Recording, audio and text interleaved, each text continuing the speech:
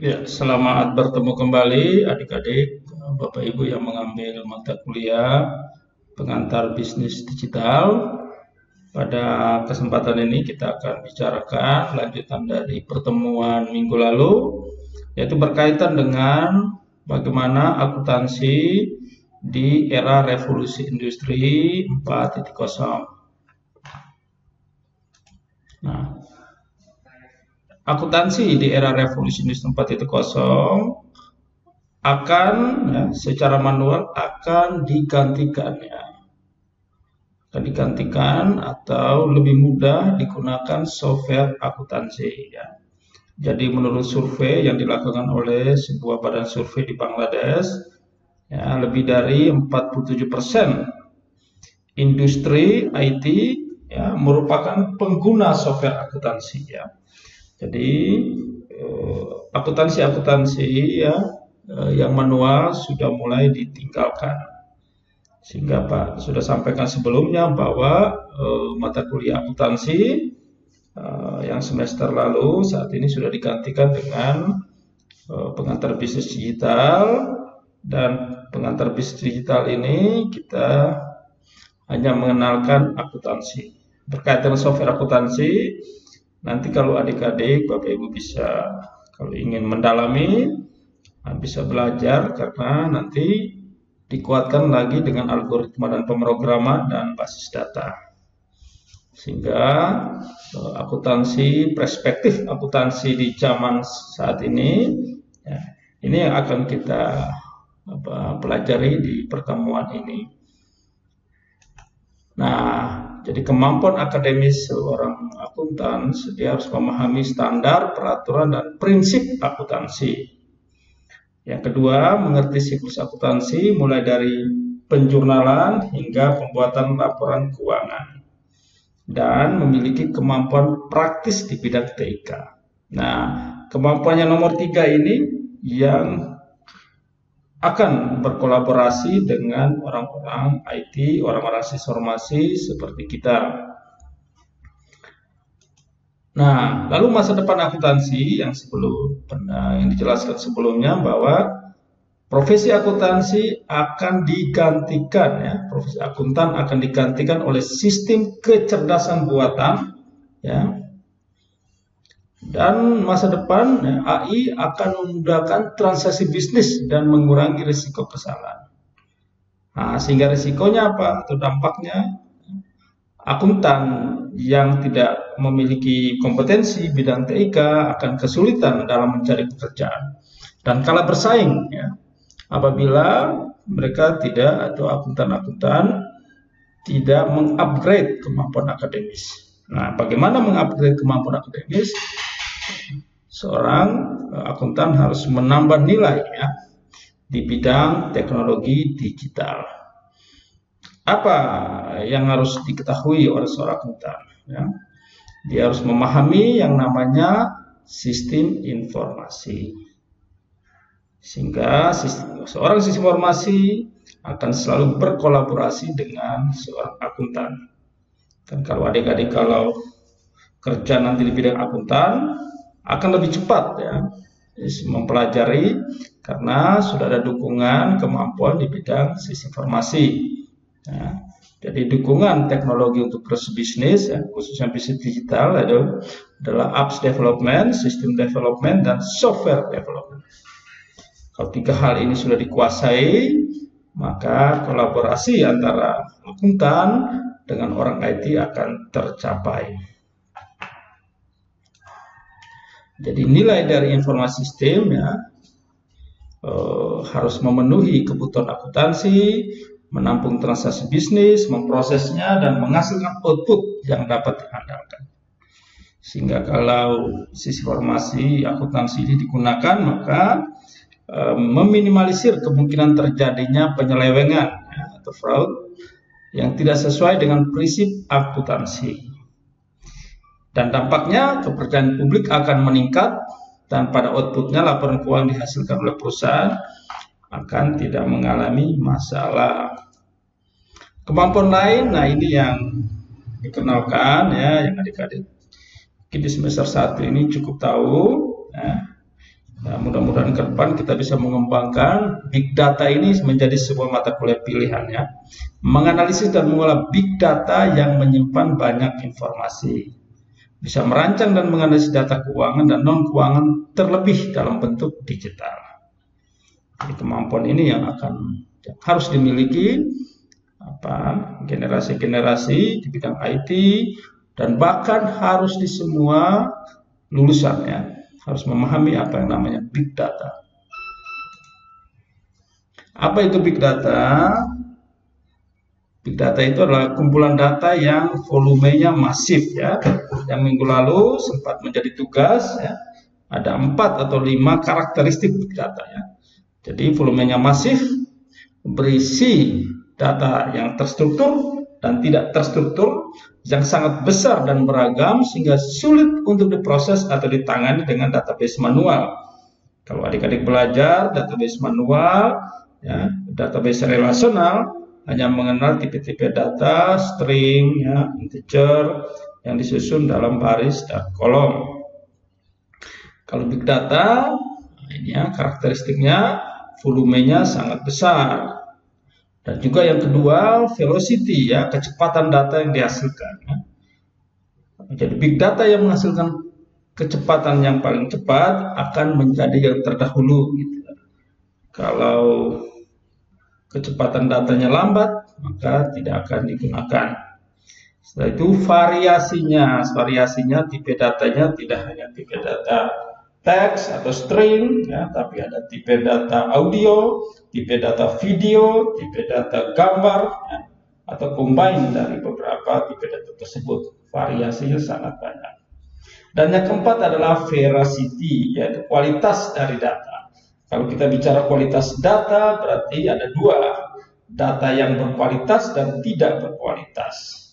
Kadang-kadang bisa jadi yang kita terima itu adalah data yang fake atau data yang hoax ya, kalau di zaman saat ini ya. Maka big data ya, harus benar-benar difilter ya. Sehingga data yang kita terima adalah bukan data yang palsu, data yang tidak benar, tapi benar-benar data yang berkualitas. Nah, itu kira-kira 4 ya. Kalau boleh ditambahkan 1 lagi adalah nilai atau value ya. Karena hasil dari big data itu bisa digunakan untuk berbagai macam, bisa untuk prediksi, bisa untuk pengambilan keputusan, dan bisa digunakan untuk hal-hal manajemen yang lain. Nah, kesimpulannya ya, bahwa kemampuan hard skill ya, seorang akuntan itu seperti informasi, big data dan analisis akuntansi forensik menjadi sebuah keharusan. Nanti pada bagian berikut baru kita akan melihat tentang profesi dari akuntan yang salah satunya itu adalah bidang akuntansi forensik.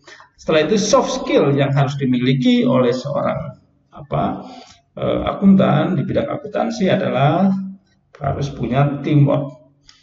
Tidak boleh one man show ya. Setelah itu punya leadership yang bagus ya. Presentation skill yang bagus, dan komunikasi skill, serta mampu mengambil keputusan, decision making.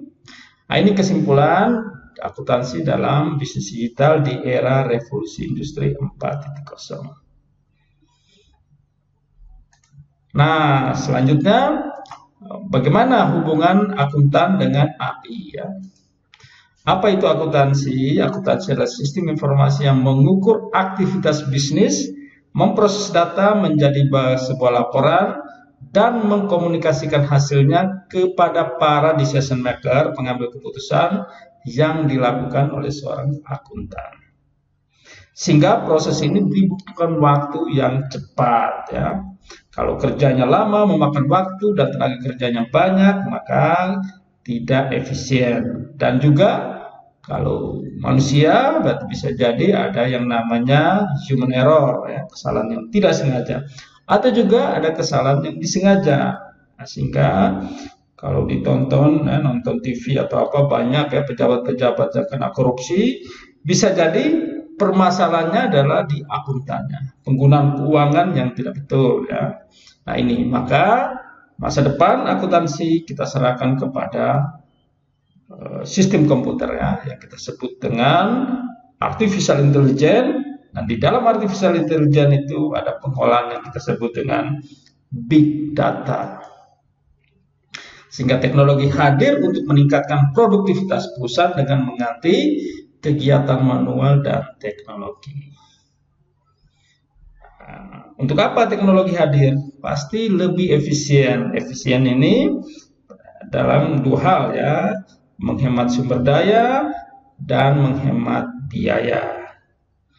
Memang awalnya investasi teknologi AI mungkin agak besar, tetapi setelah itu sudah stabil, maka akan digunakan ya, secara permanen ya. Jadi teknologi AI dapat dioperasikan dalam perusahaan dan membantu proses bisnis berjalan cepat, akurat, dan efisien. Nah, pertanyaan kritisnya, apabila teknologi AI ya, artificial intelligence sudah masuk ke bidang akuntansi, lalu kemanakah orang-orang akuntan, orang-orang profesi akuntan? Apakah digantikan oleh teknologi juga? Nah, itu yang tantangannya tadi ya. Maka seorang akuntan kompetensinya harus terus di-upgrade ya. Jadi kita melakukan analisis ya, apa kelebihan seorang akuntan yang tidak dimiliki oleh AI. Ada beberapa. Yang pertama adalah kreativitas. Tentunya mesin tidak kreatif ya. Seorang manusia pasti akan lebih kreatif daripada mesin. Karena mesin bekerja berdasarkan dataset atau himpunan data dari sampling ya, atau juga dari data-data yang jumlahnya besar ya, yang kita sebut data. Dan di mesin tadi akan belajar untuk menghasilkan output. Sehingga boleh dikatakan mesin learning bisa jadi lebih kaku, sementara manusia itu lebih banyak pemikiran yang kita sebut dengan out of the box ya. Maka kreativitas ini pastinya manusia lebih unggul dibandingkan oleh mesin.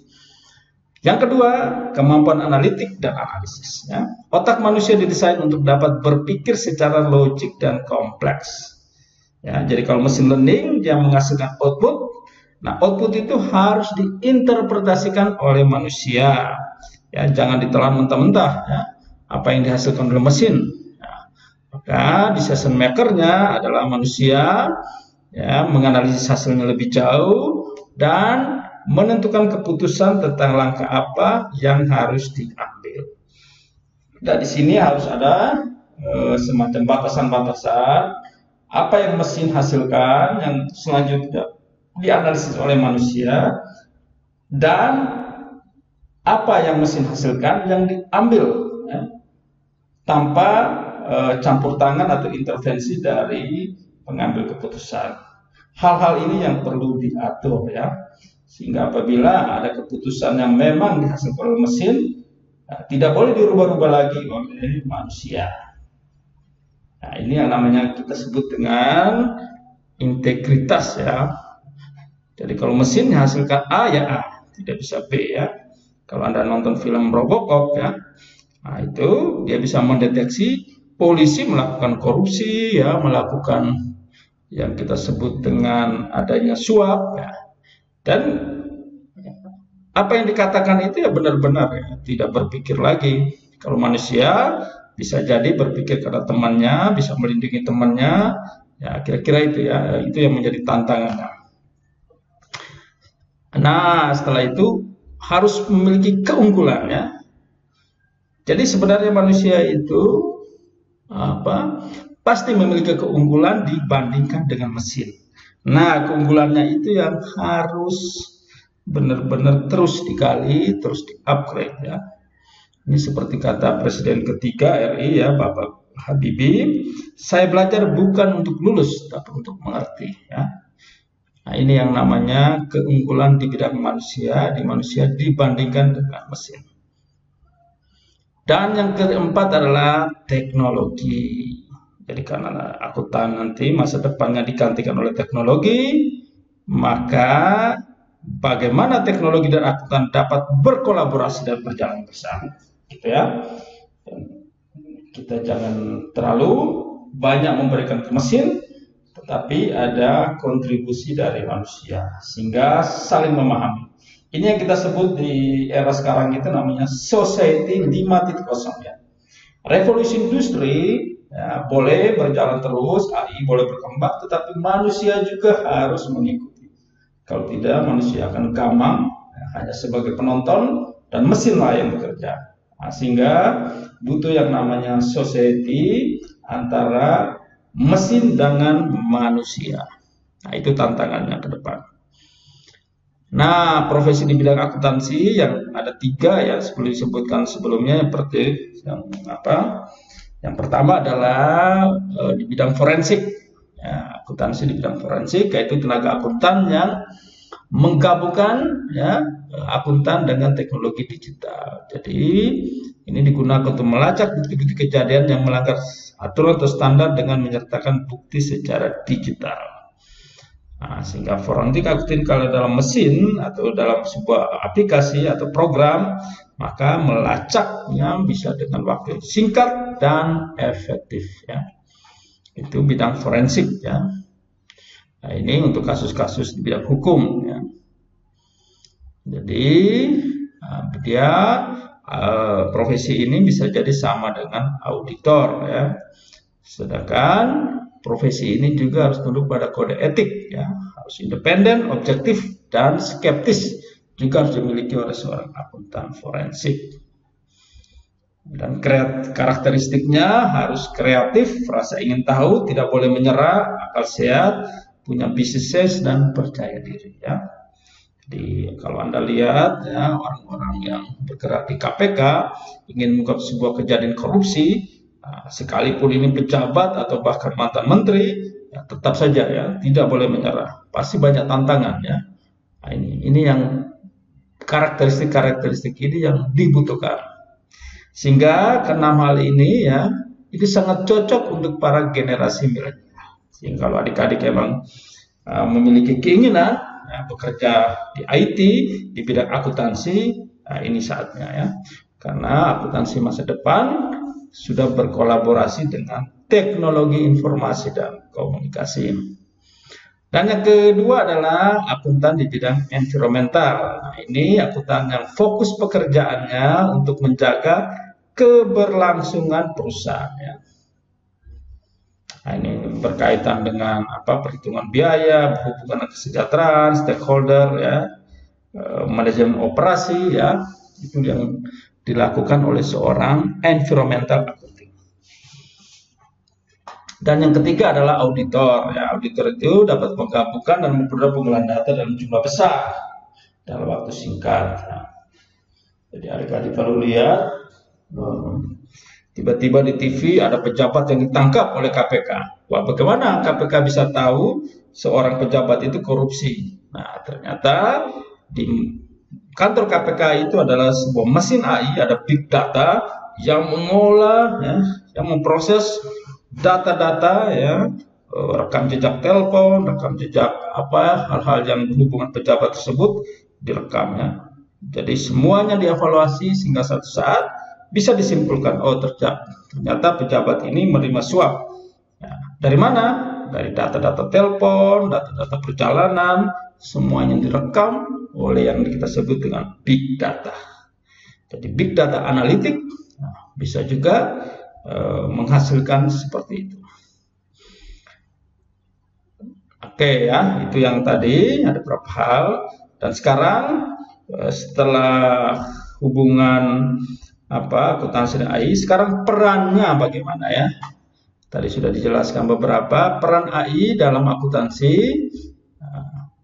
Jadi AI, Pak ulangi lagi bahwa AI itu artificial intelligence ya, atau juga mesin ya, sebuah mesin yang diprogram untuk menyerupai ya. Maka ada beberapa buku yang menulisnya kecerdasan tiruan ya, meniru proses kecerdasan manusia. Atau ada lagi juga kecerdasan buatan. Sehingga AI ini sistem yang mampu berpikir serupa dengan manusia. Ada lain kita sebut dengan soft computing ya.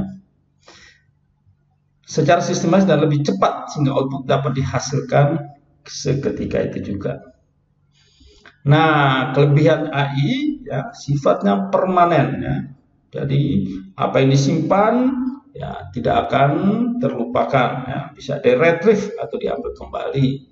Dapat menyimpan informasi atau data tanpa adanya batasan ya. Volume memorinya ya, sudah komputasinya sekarang sudah sangat besar. Dan waktu lebih efisien serta akurat ya dibandingkan dengan manusia ya. Memecahkan masalah yang kompleks. AI juga memecahkan masalah yang kompleks dan bisa menduplikasi dan bisa mentransmisikan data itu dengan cepat dari satu komputer ke komputer lain tanpa dibatasi ruang dan waktu. Data yang dikirim ke Jakarta, dari Jakarta ke Amerika, ke Jepang, dalam satu waktu menit atau detik bisa sampai ya. Kekurangannya yaitu tentunya basis datanya tergantung yang diinput ya. Diinputnya 100 data ya dia hanya bekerja untuk 100 data. Ya, terbatas pada berdasarkan volume sampling.